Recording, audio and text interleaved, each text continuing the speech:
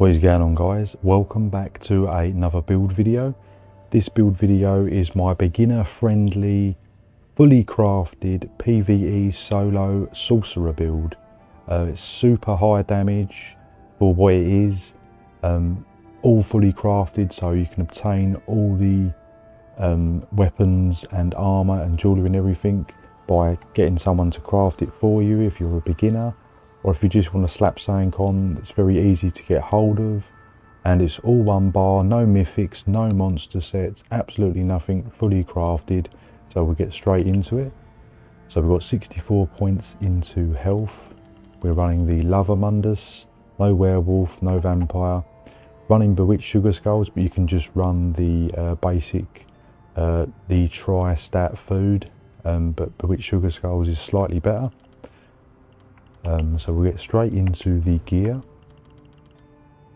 We're running Lightning Staff of the Order's Wrath, so this will give you 2 lines of crit, 1 line of weapon and spell damage, and a massive line of crit on the 5th piece, and also will increase your critical damage and critical healing by 8%. It's precise with shock damage enchantment, and the shock damage enchantment is very important as well. The next set we're running is Tharika's Strike set, which is one of the newer sets. Again, it's all crafted, so we've got 3 lines of weapon and spell damage, and when you deal a fully charged heavy attack, it's going to give you that major berserk, which is going to increase your damage down by 10%. We're running all medium and just 1 light, all divines, all max magicka. It doesn't have to be gold, by the way, this is just optimal. And we're also running 2 pieces of Druid Braid, just for a line of health and line of magicka, because I wanted to keep it all fully crafted. There's no Oaken Soul. So the jewellery is Order's Wrath, 3 pieces, all bloodthirsty is best with weapon damage enchantments. But again, if you had this all purple, it's not going to make a massive difference. Just try and get the staff yellow if you can. The Rossin are not particularly expensive as far as I'm aware on any server, so just get that gold as your priority. So it's Order's Wrath, Tharika's Strike and Druid's Braid. So we've got the Sasha's light as you want a smaller piece light, and the rest is all medium, no heavy at all. So we get into the skills and how it all works. So we're running Hardened Walled. Hardened Walled with no pets will give you a burst heal as well, and a nice massive damage shield as well.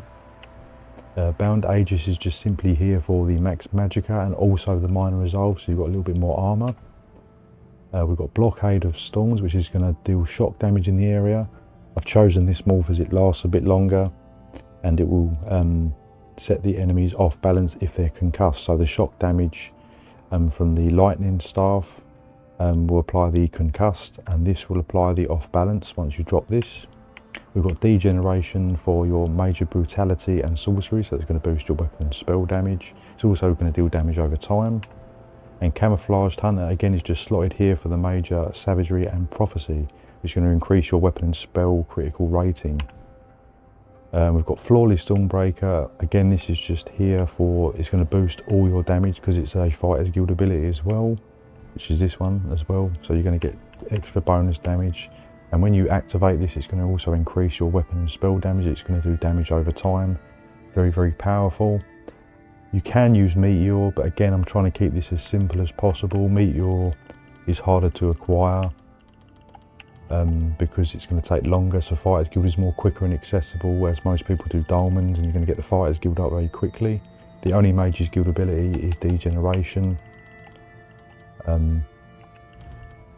which you do need for the major brutality and sorcery, and also we do need a Mage's Guild ability because we do need the Empower, which is going to increase your heavy attack damage. So that's why we've got, this is to compensate for not having Oaken Soul. So as long as you have this and you're casting this, you're going to have a reasonable high uptime on Empower, so your heavy attacks are going to deal more damage. So these 2 skills are very important, with combined with the Lightning Staff and Shock Enchant to maximise your heavy attack damage.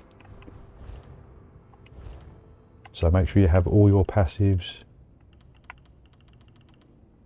3 class lines, all your passives in Destruction Staff, all your passives in Medium and Light, all your passives in Fighters Guild, Mages Guild again if you can, but just get the degeneration. Undaunted if you can, it's just going to make your stat bars a little bit bigger. And obviously all your passives in your race, try to pick a damage race if you can, as it's going to boost your damage overall. So i.e. High Elf, Dark Elf or Orc, or even Khajiit, you could go for more critical damage.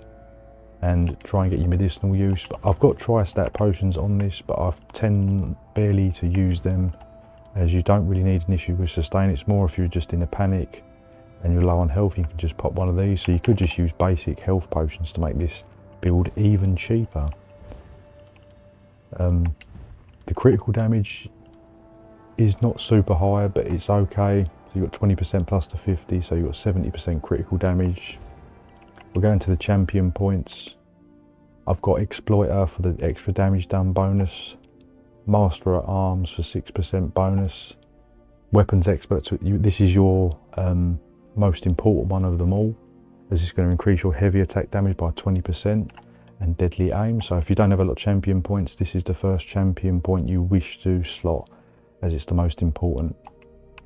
The green, I just recommend Rationer, Liquid Efficiency and Steed's Blessing. Red, I would recommend Bastion, so make your shields bigger. Pain's Refuge, just to reduce some damage. Fortified for some armour, and Boundless Vitality, just for a little bit extra health. You can also do Celerity if you want a bit more movement speed. So yeah, that's pretty much the build fully, guys. Like I said, it's totally one bar, nice and easy to play. So you would just keep your hardened board attack up. So first, when you would come into combat, you would hit these two. These are over time, so they've got, that's 15 seconds, that's 22. So just keep them up on the enemy and just drop that when that is available, the ultimate. Ignore Camouflaged Hunter and Bound Aegis, and just every time you do a heavy attack, just keep pressing hardened board, and you're going to survive most situations in overland PVE content. This is perfect for world bosses, arenas, all sorts of stuff. And you obviously, to make this a little bit better, you want to go for the Oakensoul ring. If you do like heavy attack builds and you want to progress and get the damage up a little bit more, I would recommend investing in the Oakensoul if you can. But like I said, I've achieved all this with no mythics, no monster sets, and it's fully crafted, so you can just get someone in your guild or someone just to craft this for you if you're a complete newbie and you're just starting out. Like I said, it's not champion point dependent, but try and get the Weapons Expert is your priority. Even with no champion points, it's still going to be fairly reasonable. The nice beginner friendly, super easy, fully crafted build that I've had a lot of success with killing world bosses, as you'll see in the clip. So yeah, that's the build fully explained.